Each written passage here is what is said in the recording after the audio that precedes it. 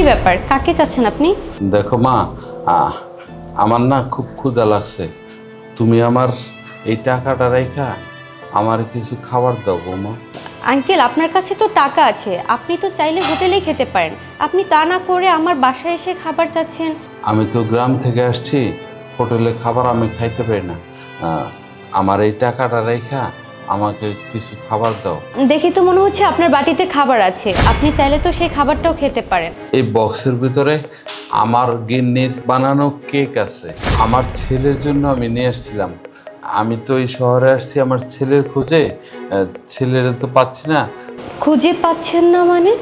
আসলে কিছুদিন আগে আমার মোবাইলে আমার ছেলের একটা কল আসছিল। হ্যালো হ্যালো বাবা সাজিদ। হ্যাঁ বাবা বলো। কিরে বাবা, কতদিন তুই ফোন দিস না, তুই কেমন আছিস? তোর শরীরটা ভালো তো? আর ফোন দিলেও তোকে পাই না। হ্যাঁ বাবা আমি ভালো আছি। তো ফোন যখন দিয়েছো কিছু কথা বলি শোনো। ওই আমি ব্যবসার কাজের জন্য 10-12 দিন দেশের বাইরে থাকবো, ফোন টোন দেওয়ার দরকার নেই, ফোন দিলে ফোন বন্ধ পাবে। আর তোমাদের যা টাকা পয়সা দরকার আমি অ্যাকাউন্টে পাঠিয়ে দিচ্ছি, একটু কষ্ট করে তুলে নিও কেমন? কি বলস? অনেক দিন যোগাযোগ থাকবো না, তাইলে বাবা শহরে এসে তোর সাথে একটু দেখা করে যাই। না না বাবা, দেখা করার কোনো দরকার নেই, তুমি এক কাজ করো, মায়ের খেয়াল রেখো, আর কোনো কিছু দরকার হলে আমি যে টাকা পাঠিয়ে দিচ্ছি ওই টাকাতে সব কিছু কিনে নিও। হ্যাঁ আমি রাখছি। বাবা তোর মার সাথে কথা বলবি? তোর মাকে ডেকে দেবো? না না বাবা, আমার মার সঙ্গে কথা বলার কোনো দরকার নেই, আমি একটা কাজ যাবো। হ্যাঁ বাবা আমি রাখছি, ভালো থেকো।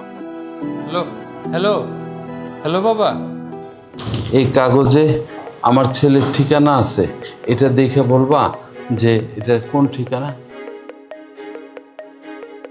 এই অ্যাড্রেসটা তো আমার পাশের বিল্ডিং আঙ্কেল, কিন্তু ওই বিল্ডিংটা এখনো কমপ্লিট হয়নি, ওই বাসাতে এখনো কেউ থাকে না।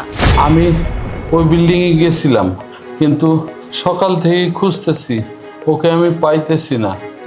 আপনি একটা কাজ করলে পারেন আঙ্কেল, আপনি ওনাকে একটা কল দিয়ে তো দেখতে পারেন। আমি তো ওরা ফোন দিছি, সকাল থেকেই চেষ্টা করতেছি, ও তো আমার ফোন ধরছে না। আচ্ছা আপনি আপনার একটু ফোনটা দেন, আমি একটু দেখি। দেখো মা, তুমি একটু ফোন দিয়ে দেখো।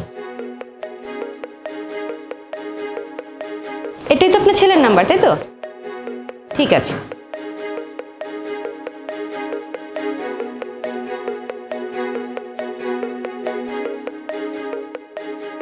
আঙ্কেল রিং তো হয়ে যাচ্ছে, কিন্তু আপনার ছেলে তো ফোন ধরছে না। ফোন ধরতেছে না?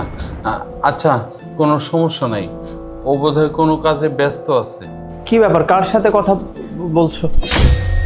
বাবা বাবা সাজিদ, তুই? ও তো আমার স্বামী। সাজিদ, এসব উনি কি বলছেন? কি বলছো? ও তোমার স্বামী মানে? বাবা তুই বিয়ে করেছিস? কই আমাদের তো জানালি না। আর তোকে ফোন দিচ্ছি, কতবার ফোন দিয়েছি, তুই তো আমার ফোন ধরছিস না। আসলে উনি আমার বাবা, আমি তোমার কাছে বাবার পরিচয় গোপন করেছিলাম। আর আমি তো ভেবেছিলাম যে আমার বাবা মা তো গ্রামে থাকে আর তুমি শহরের মডার্ন একটা মেয়ে, যদি তুমি জানতে পারো যে আমার বাবা মা গ্রামে থাকে, তাদের অবস্থা এতটা খারাপ, এটা জানার পর তুমি যদি আমার সঙ্গে সংসার না করতে চাও, এই ভয়ে আমি তাদের পরিচয় তোমাকে গোপন রেখেছিলাম। আর তারাও যেন আমার সাথে কোনো যোগাযোগ রাখতে না পারে, এই জন্য আমি বাসার অ্যাড্রেসও ভুল দিয়েছিলাম। কিন্তু আমি মাসে মাসে তাদেরকে টাকা ঠিকই পাঠাতাম, আমি তোমাকে কিছু বুঝতে দিইনি। ছি সাজিদ, ছি, তুমি কেমন ছেলে যে তোমার বাবার পরিচয় লুকিয়ে একটা মেয়ের সাথে তোমার সংসার করতে হবে? আরে সাজিদ, তুমি আমাকে একবার বলে দেখতে, আমি শহরের মেয়ে হয়েছি দেখে কি হয়েছে? আমার ভিতরে কি মনুষ্যত্ব বলতে কিছু নাই? আমি কি এতটাই খারাপ? তুমি তো আজকে আমার নিজেকেই ছোট করে দিলে। আর বাবা, আপনি এই কেমন ছেলে জন্ম দিয়েছেন যে ছেলে আপনার পরিচয় দিতে লজ্জাবোধ করছে? আমার ভাবতেও ঘৃণা লাগতেছে যে এমন একটা মন মানসিকতা ছেলের সাথে কিনা আমি এতটা দিন সংসার করেছি, যে কিনা তার বাবা মায়ের পরিচয় লুকিয়ে আমার সাথে চিট করে দিনের পর দিন এভাবে সংসার করতেছে। সাজিদ, তুমি এখানে আর কিছু বলতে এসো না, আমার যা বুঝার আমি বুঝে গেছি। যে তার বাবা মায়ের পরিচয় লুকিয়ে আজকে আমার সাথে সংসার করতেছে, আজকে তো আমার টাকা পয়সা না থাকতো, দেখা গেছে তুমি তো আমাকে ছেড়ে অন্য কোথাও চলে যেতে, না তখন তো আমার পরিচয় তুমি দিতে না। হ্যাঁ সাজিদ, হ্যাঁ এটাই সত্যি, যে তোমাকে জন্ম দিয়েছে তুমি তাদের পরিচয় যেহেতু লুকাতে পারতেছো, আর আমি তো এখানে কিছুই না, তাই না বলো? বাবা, আমি ওর হয়ে আপনার কাছে ক্ষমা চাচ্ছি। ও যা করেছে অনেক বড় ভুল করেছে।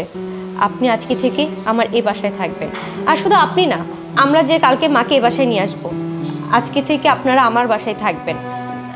আসুন বাবা, ভিতরে আসুন।